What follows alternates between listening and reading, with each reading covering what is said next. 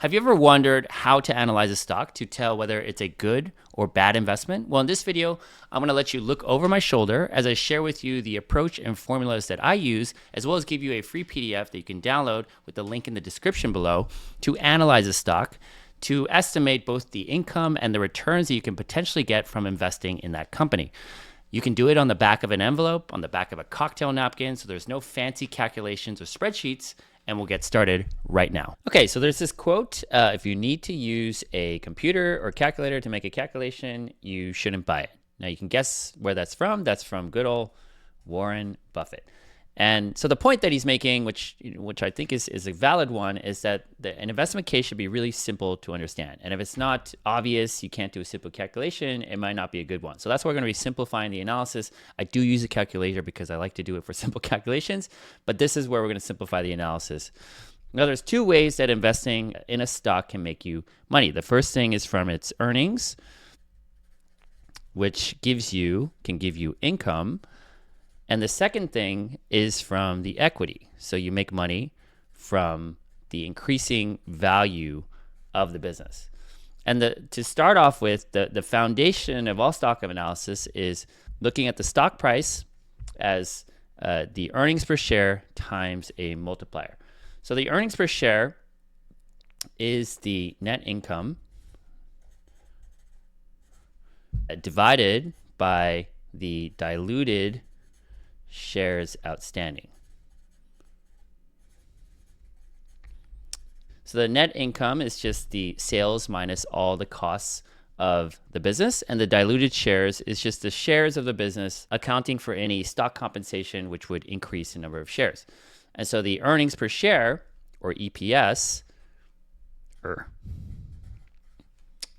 represents the net income per share. Now the best practice to use is using a forward EPS. So usually we can use something like the NTM, so that's the next 12 months. And this would be either 25, or you can use it for the following year, 26 earnings per share. And that's because the income and the value is coming from the future. So for example, if I was going to use NVDA, their earnings per share is about 4.45 in earnings per share, and that's for fiscal year 26, which is the equivalent of calendar year, roughly 2025. You can get this on Koifin or Yahoo Finance later. I'm going to show you later how you can estimate that yourself. Now, currently the stock price is about 133, and so that's equal to about a 30 times multiple.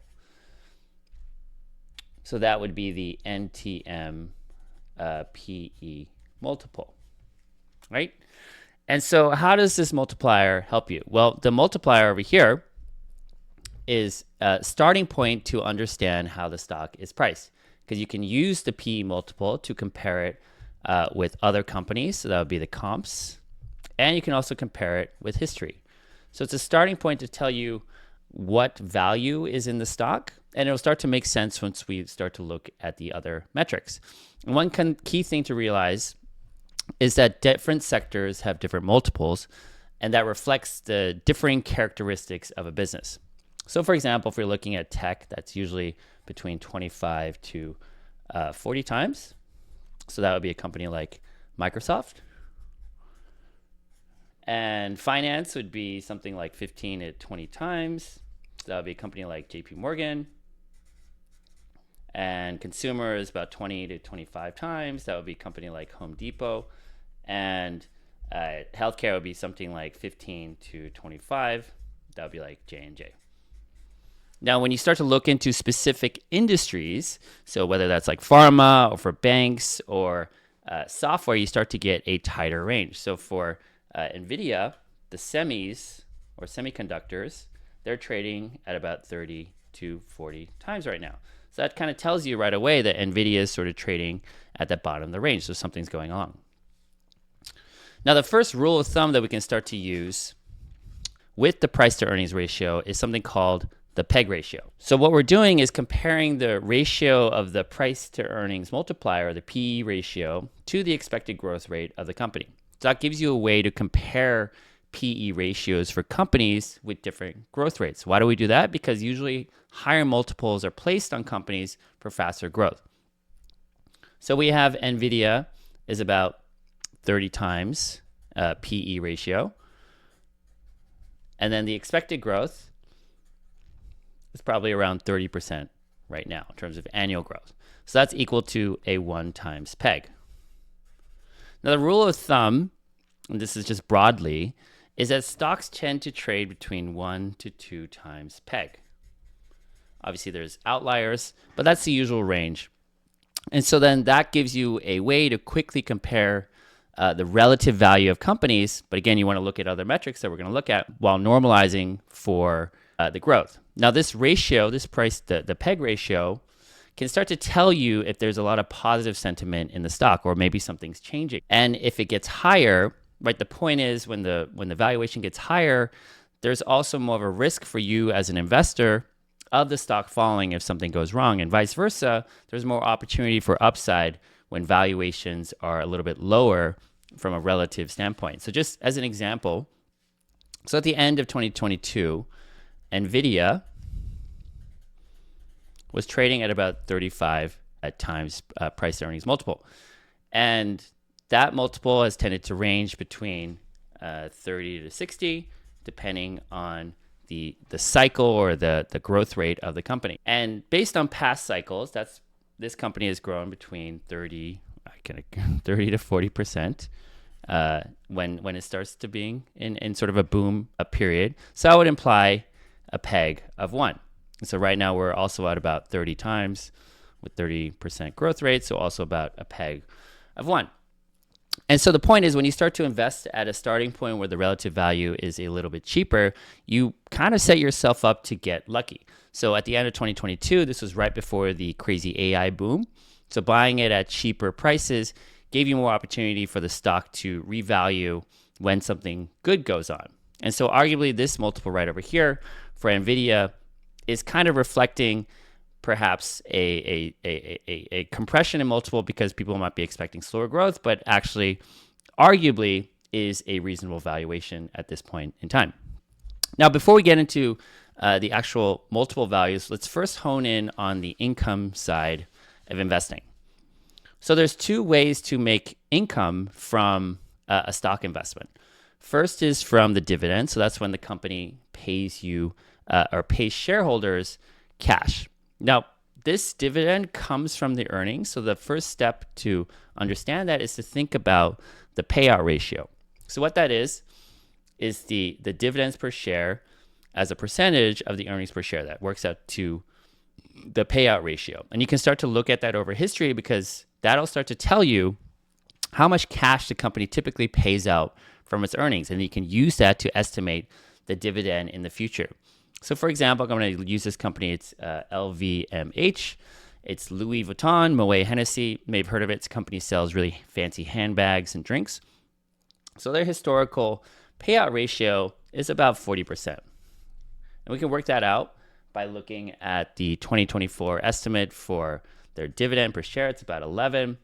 And then their 2024 EPS in euros is about 28. And that works out to about a 40% payout ratio.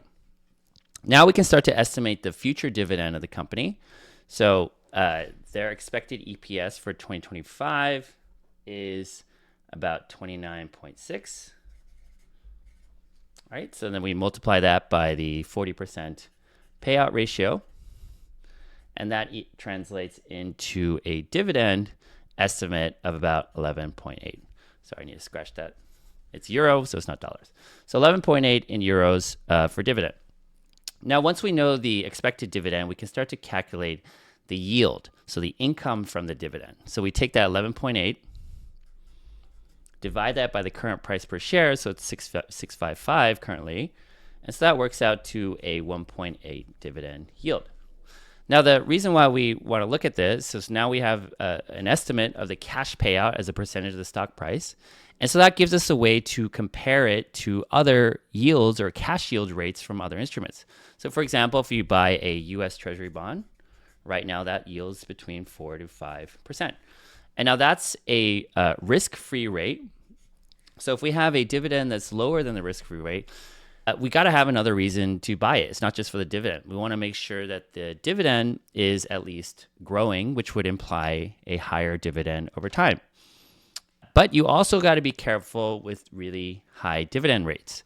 So for example, AT&T, that stock, that had a 10% dividend yield in 2022, right? And now dividends yields are really high, often right before they're being cut. So at the time, AT&T was paying $2 in dividend, and then that represented a 70% payout ratio for $3 in EPS. All right, so that's a pretty high payout ratio. It's not a lot of room in case earnings would decline. So then when earnings did decline in 2022 or after 2022, it went from $3 to $2 in EPS. Because the payout ratio was already high, the dividend actually had to be cut to $1.11. And so that represents a more normalized 55% payout ratio. And so that's how you start to put together the payout ratio and the dividend yield together. Now, the second form of income that you can get is from the share buyback. So why does that give you an income? Well, so when a company repurchases its stock, it's giving money back to shareholders by buying that stock. And it kind of gives you an income not from the cash, but by reducing the shares in the earnings per share. So by reducing the shares, it increases your proportion of the earnings and actually increases your earnings per share. So the buyback yield is an actual percentage that you can look on Coifin, but you can also calculate it. It's just 1 divided by 1 plus the percentage change in shares. One extreme example of this is a company called Dillard's. So that was DDS. That's the ticker if you want to look it up. It's an American department store. They sell clothes and stuff. So they actually did a ton of repurchases and reduced their shares from about 30 million in 2018 to 20 million at the end of 2023. So if you want to work out that calculation, so I'm going to bring out my calculator. So I'm taking 20 over 30. So normally if I would do 1 minus that, it would be a 30% decline. So I'm just going to add 1 back, take that as an inverse, you can minus that. So it's about a 50% increase, or let's just say 1.5x, right? Now the net income for Dillard's also increased from 220 million to 890 million. So that represents about a 4x return. And so what happens, because you have 4x, right, times that 1.5x, what actually happened is the price went up 6 times. Went up from 50 all the way to $300 a share. And so you got that huge boost in the price per share as a result of the share repurchases, even though the multiple stayed roughly the same at 11 times between that entire period. So that's how you start to get income both from the dividend as well as share buyback. And share buyback can be pretty meaningful. Now, to get deeper into the income of the business, we want to look at something called free cash flow. So free cash flow represents the cash generation of the business. And why do we want to do that? Because when we understand the cash generation of the business, it gives us a better way to understand its value. Now, the reason why that is because the free cash flow over here can actually be used to pay dividends.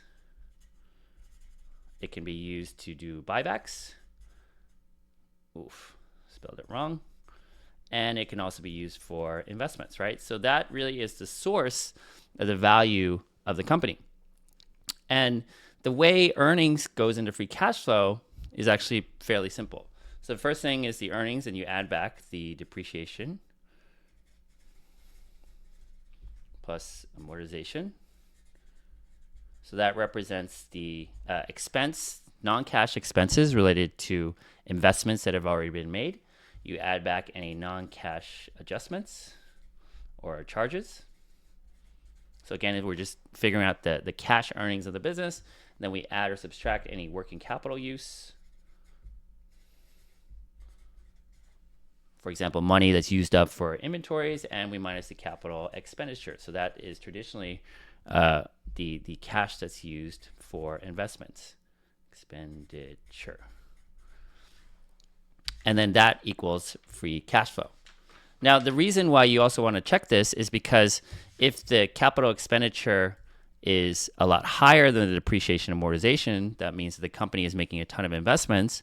But because it's only depreciation and amortization that shows up in the earnings, it can be a little bit misleading. So you want to look at free cash flow to just get a sense of what is the cash generation of the business after investments. Now, most data terminals will give you free cash flow as well as free cash flow per share. But I think it's useful and important to understand how it's calculated so you can notice if there's a big discrepancy between free cash flow per share and earnings per share, or EPS, right? You can understand where the discrepancy comes from, one of these places. So for example, if we're looking at NVDA for 2025, so the reporting year for 2025, which is essentially 2024, we have 73 million in net income, or 73 billion, and we take away 1.6 in depreciation and amortization. There's about 4.8 in non-cash expense, and working capital works out to about 11.8. It's an estimate, and capital expenditure about 2.7. And so when we add, when we subtract all these things and minus the capex, so we're actually adding that and adding that, that works out to, I'm just going to put it over here, 64.9 billion in free cash flow. Now they have 24.77 million shares. So we divide that by 24.77 million. So I can do that quickly with my calculator. So let's do 64.9 divided by 24.77. That works out to about 2.62 in free cash flow per share. Okay, now free cash flow of 2.62 point share is quite similar to the 2.95 in EPS. And so that's great, right? Because if the free cash flow per share and EPS are similar, it indicates that they're generating a lot of cash from their earnings that they can use to pay dividends or pay share purchases, and or more likely for NVIDIA to invest and grow the business. And the cash that the business produces is essentially what makes it valuable. So we can also use that free cash flow number to work out a multiple to compare with different companies or different financial instruments. So we can look at the price of NVIDIA as 133 divided by the free cash flow per share, 2.62. So we do 133, 2.62. That works out to about, close to about a 50 times price to free cash flow multiple. We can also work out the free cash flow yield. So now here is going to, we have to understand something called enterprise value. So enterprise value is defined as market cap. So that's the number of shares times the price of the shares. So that's the market capitalization plus the debt minus the cash. So it's a net debt. And so why do we use enterprise value at this point?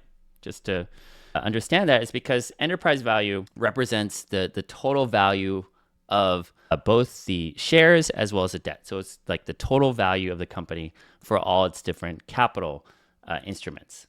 And we take away the cash because the cash can just be used to pay down debt. So if we were looking at the NVIDIA, this is all NVIDIA, looking at the NVIDIA enterprise value, it's about 3.21 billion in market cap. Going to add the 10.22 billion in debt, and then minus the 38.5 in cash. And then that works out to about, that works out to about 3.180 in enterprise value, so billion. Okay, so now that we know the enterprise value, which represents kind of all the capital invested in the company, the value of all the capital invested in the company, now we can look at the free cash flow as a percentage yield of the company. So we have 64.96, about 65 divided by 3.180 in EV. Okay, so I'm not as good as mental math as Warren Buffett. That's why I still use a calculator. But we do 3180. Whoops, 64.96, 3180. So that works out to about a 2% free cash flow yield. So why are we doing all of this? Well, we can now compare this free cash flow yield to any instrument that produces cash. That can be real estate, bonds, other companies, anything. This is really a good metric to give you a sense of whether it's a good deal or not. So just as an example, Meta, Facebook, at the end of 2022, if you remember, they made this big push into the metaverse. Everyone thought it was dumb. The stock sold off when the growth slowed down. That actually reached 10% free cash flow yield at the end of 2022. All right, so that's a pretty good deal. You got a growing company, even though it's slowing, producing 10% in free cash flow per year. I mean, any kind of financial instruments that's giving you 10% a year, no matter what kind of interest rates there are, unless interest rates are 10, right? That's a pretty good deal. Interest rates are about 4% at the time. So that stock at the time was about $100 a share. So investors really scooped it up because that's such a good deal. And of course, over the next couple of years, the stock got right back up to $600 a share, right? So the free cash flow yield can start to give you a sense of really potentially good bargains in the market. It doesn't happen that often, but it does happen even for big companies. And so free cash flow yield is how you can start to spot that. Now, you might notice that if you're looking at companies like Microsoft or Google, the dividend yields are under 1%. Free cash flow yields are under 4%. NVDA, as you can see, is 2%. And why is that? It's because for these companies, the value isn't actually coming from the income. It's coming from the growth. The free cash flow and the dividend yields, they're low because they're actually investing a lot of their cash, and the value of their stocks is actually more pricing in the growth from the earnings that's expected to grow in the future. So that's the next part, is now we're going to start to focus on the equity side or equity value of the business. So when we're looking at a business, you can think of it as having assets on the left. And that's financed by either debt or liabilities and equity. So the right side represents, this is the capital invested into the business. And now it's invested into the business, and then that's either cash, right, to use to buy inventories or factories or whatever, right? These are all the different things of the business that it owns. This left side is used to make money. This is the investments that are made from investors. Now, equity is the retained earnings. So this is the earnings after paying out dividends and share repurchases. So that's earnings that's kept into the business, plus any equity capital raise. So if they did any share raise, capital raised, right? And then debt is just debt. It's just a loan from a bank or from an investor. So what grows a company's value? Well, the nice thing about a company is that it can take its retained earnings and reinvest it, right? So they can reinvest it by purchasing more assets. They can spend more to hire more people, build more products, all of which is expected to grow the earnings of the company. And so more earnings will grow the value of the company. And so that's why stocks tend to do better over time, because what happens is they can reinvest earnings, and that gets into that. So then that's how they start compounding, right? So you reinvest earnings and then it keeps growing. They're compounding machines. Versus real estate, you can't really take your rent or equity and grow the house, right? You can just make it nicer, whereas a company can take that equity and hire more people, build more factories, and grow its earnings. So therefore, we're starting to understand the compounding power of a stock to grow its equity value. Now, the starting point to do that is to understand the returns that the company is making when it reinvests the equity. So that's where we look at these return on capital metrics. So we can start off first with the return on invested capital. First thing we want to do is look at the operating income. So this is just the earnings before interest and taxes. Now, the reason why I'm taking out the interest and taxes is because interest is technically the form of return to the debt holders, right? So I'm taking out the interest, but we still have to pay tax. So that's why I take it after tax, because everybody has to pay tax. So then the invested capital is just the debt plus the equity. Now this gives us a sense of the returns of the company. So going back to the Louis Vuitton Moet Hennessy LVMH, we can calculate what is their return on equity or return on invested capital. So I calculated that their expected operating income after tax is about 15.3 billion in euros, and then the equity is 62.7 plus 43.8. So I can work that out real quick. So I'm taking 62.7, 42.8, inverse that, 15.3.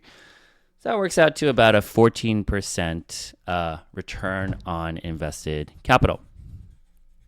So that's the returns that the business is making for all capital holders. Now, when we want to think about us just as stockholders, that's when we start to look at the return on equity.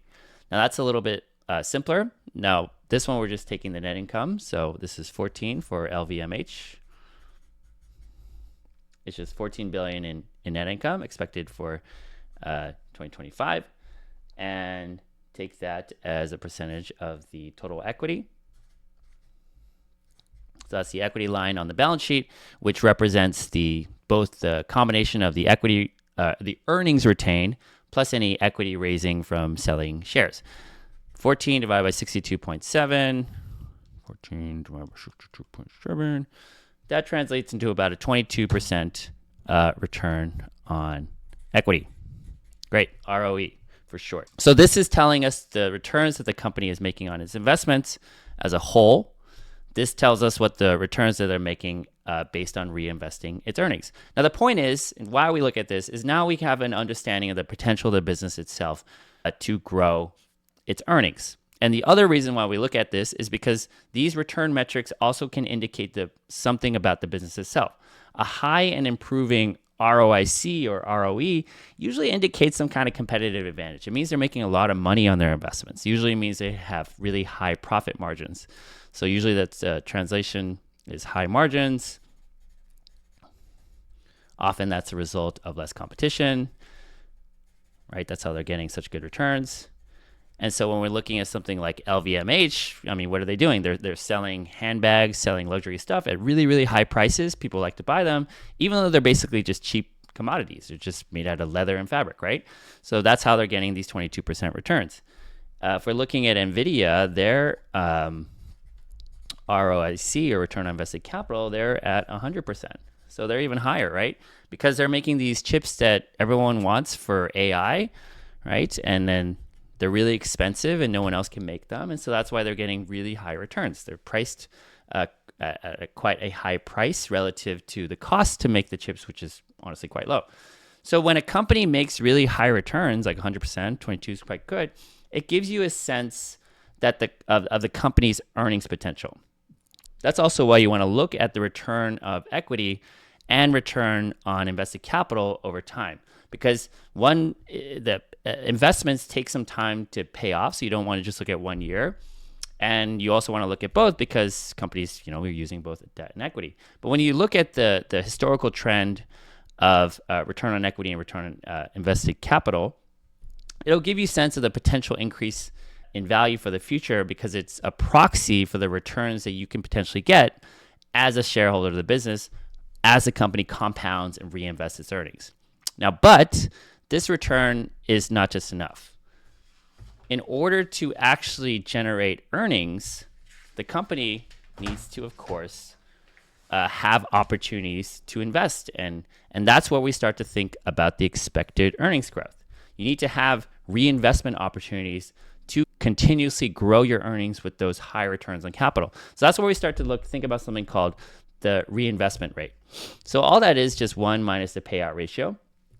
Payout ratio is just, we pay out for dividends. You can think about that also buybacks. So that represents the earnings that essentially are reinvested, right? And so if you remember, we had Louis Vuitton, it's hard to pronounce that name. LVMH is 1 minus, it was a 40% payout ratio. So then the reinvestment rate essentially is 60%. So they're investing 60% of their earnings into new products or new markets. And so now this becomes really useful for us because we take that reinvestment rate, say 60%. When we multiply that by the expected return on equity, that'll give us an expected growth rate for the earnings per share. Now, where does this reinvestment opportunity come from?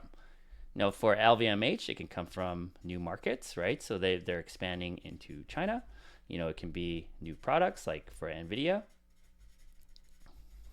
selling new types of chips for data centers, electric vehicles.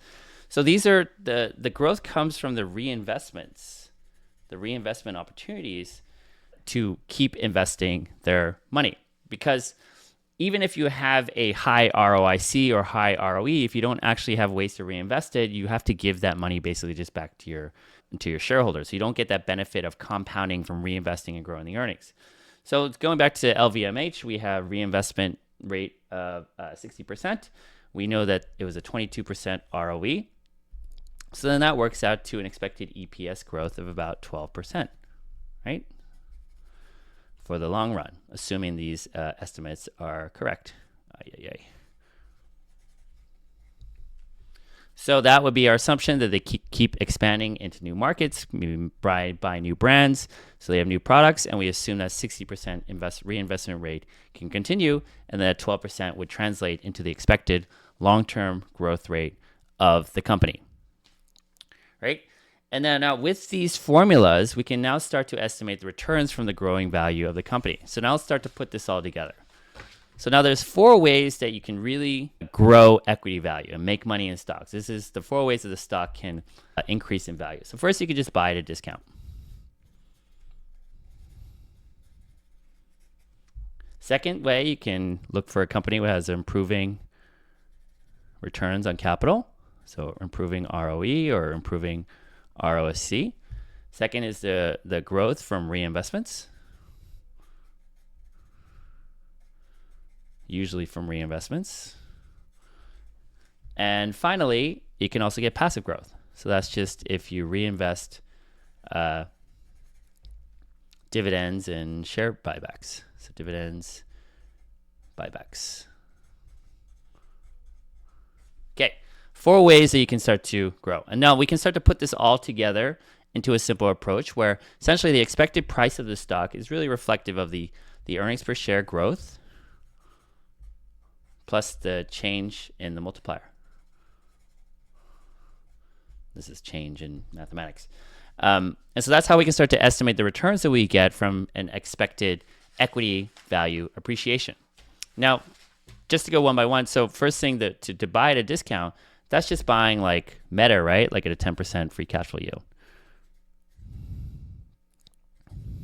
So what happened is the multiple goes up, right? So you're making money because the multiple will increase because you're buying at a discount.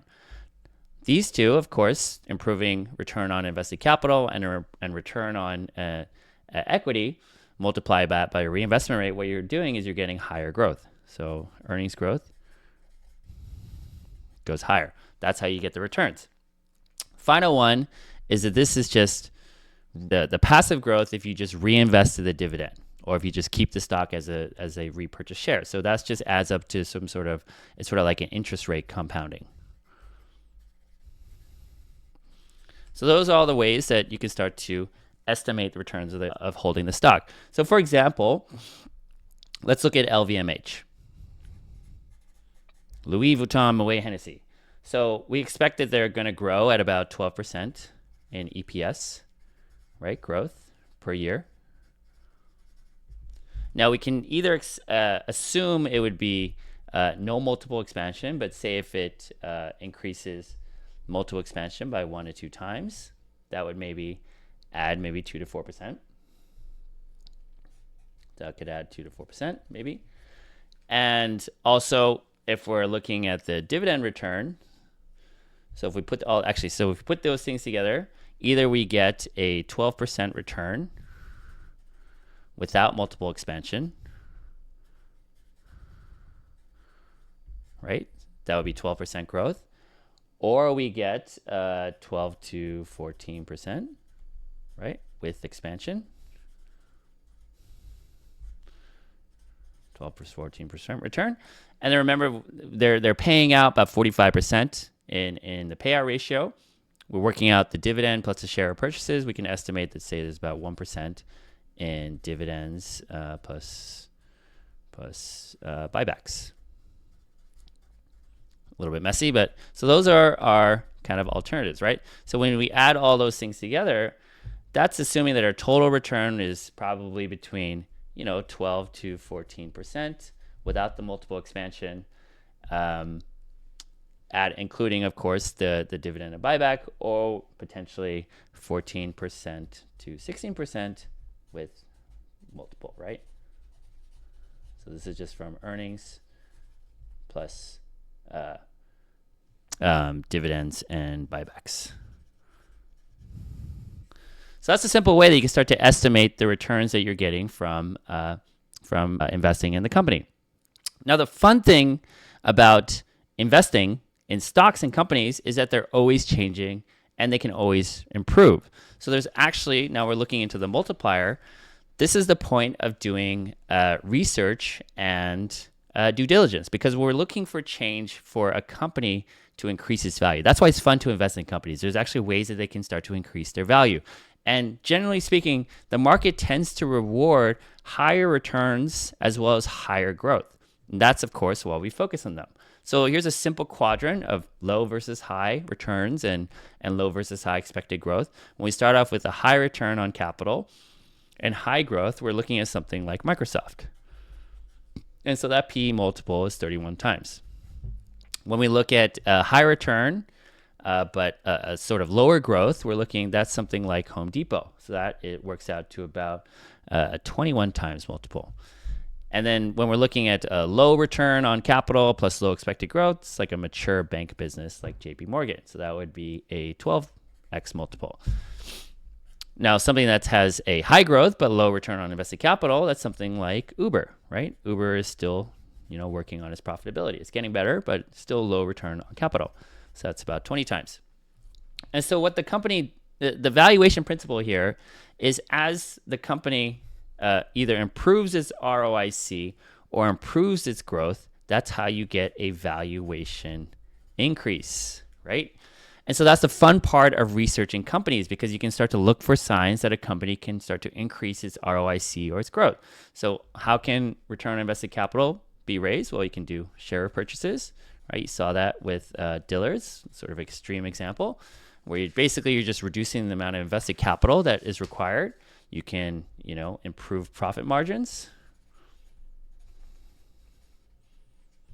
So, for example, like NVDA has great margins on their new products. That increases the return on invested capital. You can also have higher prices, right? It's kind of similar, right?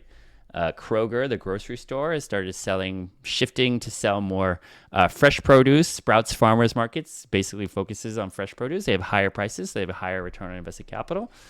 Ways that you can have new growth. You got new markets. Right, so like Louis Vuitton, Moet Hennessy, a big part of their growth has been selling their fancy handbags to the China market. So there's a huge consumer base there. Or you can do new products, right? So for example, Apple, right? They started to launch a bunch of new products. They sell headphones like the AirPods, so that increases the revenue per customer. So it grows their market. And so I actually stumbled upon this kind of concept when I was looking at a company called MSCI back when I was in equity research. Just as a quick primer of see what's possible. So they were making indexes, right? So that it's like they make the MSCI index. It's just kind of like the S&P 500, right? So they make indexes for funds and other investment products. Now they had these indexes, and not a lot of companies can make indexes, and they kept selling their index to make new products for funds. And they had really high profit margins of about 70% profit margins. So what happens is they started to, find these reinvestment opportunities, right? Plus the high returns on invested capital. And then they started to do share repurchases as well, which also improved returns on capital because they started to buy back stock, and it also increased earnings per share. So what happened? You had ROIC for MSCI went from 10% to 25%. The EPS growth went from 10 to 20+%. So great change. And then what happens as a result, the multiple went from about 27 times all the way to 35 times over a 5-year period between 2017 and about 2022. So what did that all translate into? That was a 700% return for 5 years, right? So amazing return. And so the point is, when you had the combination of growth plus the increase in the improving growth as well as the improving return on invested capital, you had that multiple expansion, and that's what created that tremendous return. That's how you get really crazy returns from stocks, because all these factors can work together. Now, to put that all together, we went through a lot of formulas. I've actually put that all into an analysis sheet so you can download it for yourself. And then once you download it, I'm going to give you a link shortly, I would suggest you take these action steps. So first is to find a stock to analyze. Second thing is to gather the info, find the historical earnings growth and the historical returns, then create your own estimate or earnings snapshot for the company by estimating growth using the same formulas that we covered, the returns and the reinvestments. Study the comparable companies so you understand the multiple, and then you can estimate the returns, right? Just by using the price times the multiplier. You have all the tools you need to kind of to start to estimate that with the stock that you look at. So I suggest you pause right here so you can download this analysis sheet. I'm going to give you a link so you can quickly just put in your email so I can email it to you. And then I would suggest coming right back here and continuing to watch the next video, because you may have noticed we didn't talk about DCF, right? There's another video they can walk through to go through that methodology, as well as a full course I have also in the link below on YouTube on financial statements and creating forecasts so you can start to estimate earnings and returns and value companies at a more deeper level. Well, again, thank you for watching, and I will see you in the next video.